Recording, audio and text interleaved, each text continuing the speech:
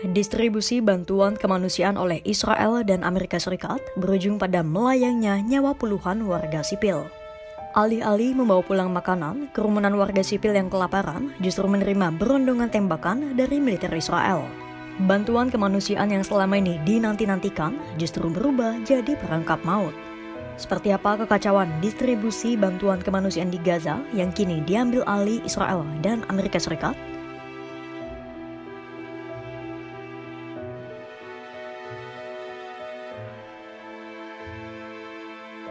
Selama berbulan-bulan, Israel telah memblokade akses bantuan kemanusiaan masuk ke Gaza. Dalihnya karena bantuan itu dikuasai oleh Hamas dan diperjualbelikan. Tuduhan yang disebut PBB tak punya bukti kuat. Menggandeng sekutunya Amerika Serikat, Israel membentuk Gaza Humanitarian Foundation atau GHF untuk salurkan bantuan kepada warga Palestina yang dilanda kelaparan selama berbulan-bulan. Namun, sejak distribusi bantuan oleh kontraktor Amerika Serikat itu dimulai pada 27 Mei 2025 lalu, kekacauan terus terjadi. Pembagian bantuan pangan diwarnai kekerasan karena militer terlibat dalam proses tersebut. Hal yang menuai kritik dari PBB karena mekanisme yang dipakai GHF beresiko dan membahayakan warga sipil Palestina yang berjubel demi mengobati lapar dan dahaga mereka.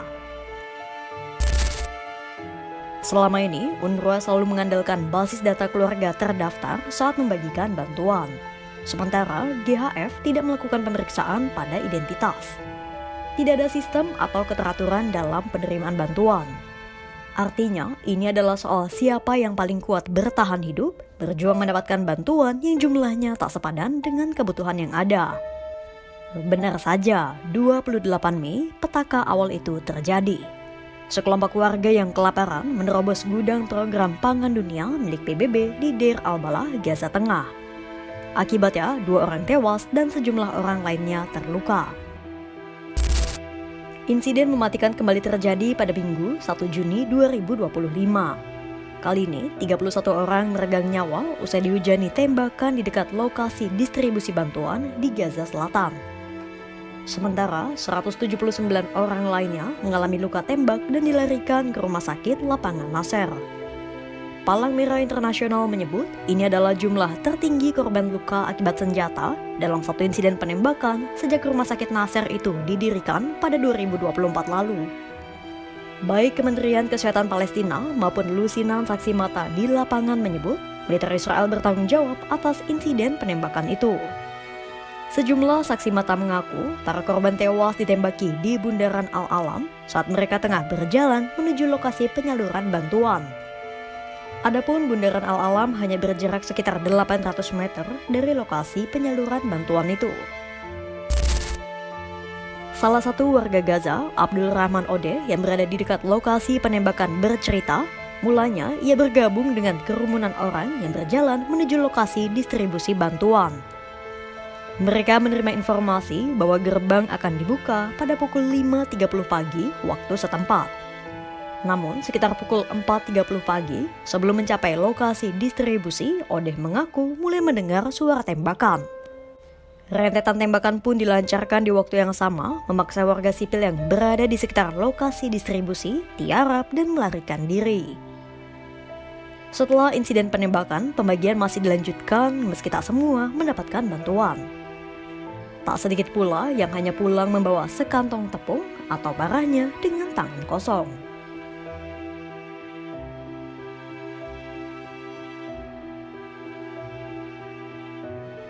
Direktur Eksekutif UNRWA, Philip Lazzarini, lantas menyamakan distribusi bantuan yang dilakukan oleh Israel itu sebagai perangkap maut. Dan seperti biasa, Israel tak mengaku dan mencuci tangan atas jatuhnya korban tewas dalam insiden penembakan di dekat lokasi penyaluran bantuan. Hamas is doing his best, is almost to stop us from doing so.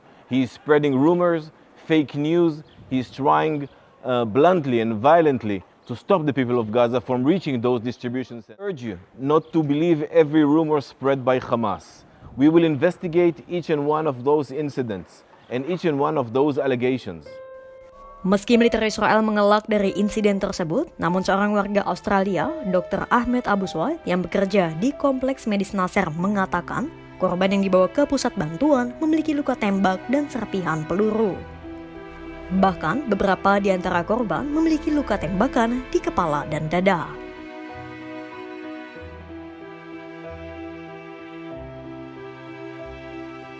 Kekacauan pada penyaluran bantuan kemanusiaan tak hanya terjadi pada hari Minggu. Sebelumnya, pada Rabu 28 Mei 2025, 2 orang tewas dan sejumlah orang terluka setelah mereka menyerbu gudang WFP atau Program Pangan Dunia di Deir al-Balah. Tak jelas apa yang menyebabkan kematian dan cedera itu. Namun, dari video yang beredar, tampak ratusan orang yang berada di gudang saling berebut makanan apapun yang bisa mereka dapatkan. Situasi itu semakin memperjelas bahwa kondisi di lapangan dan ancaman kelaparan di Gaza semakin memburuk.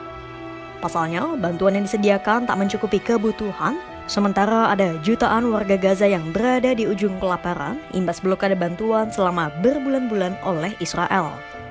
Sementara The New York Times melaporkan pada Selasa 27 Mei 2025, tepatnya pada hari pertama inisiatif pembagian bantuan oleh GHF, terjadi pula kekacauan di salah satu lokasi distribusi di Tel Al-Sultan, Rafah.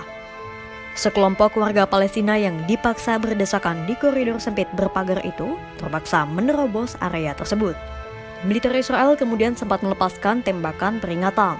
Sejumlah warga di Morak dekat Rafah turut membagikan kesaksian mereka atas pembagian bantuan yang kacau dan tidak sistematis oleh Israel.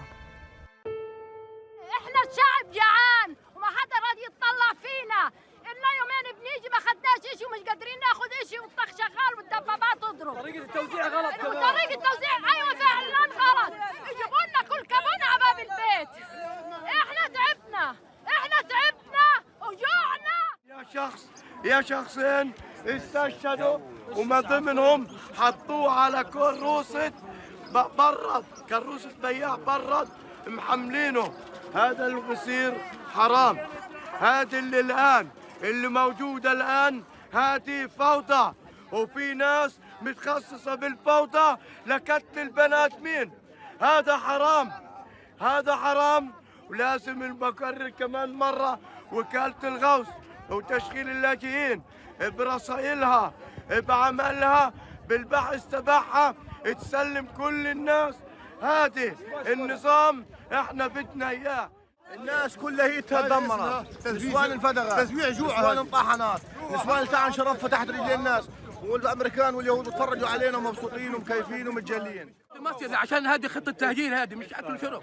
هم لو عاوزين ينظموها كان نظموا العمليه، هم سايبينها فوضى، سايبينها فوضى وموتوا شبابنا جوا. في 2 شهداء تحت انداسوا تحت الرجلين، 2 ماتوا تحت الرجلين غير اللي انطخوا.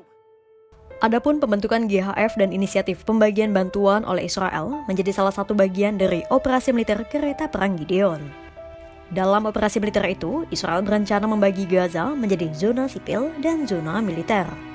Zona sipil berada di 3 wilayah, di Gaza Tengah, Gaza Selatan, dan Gaza Utara.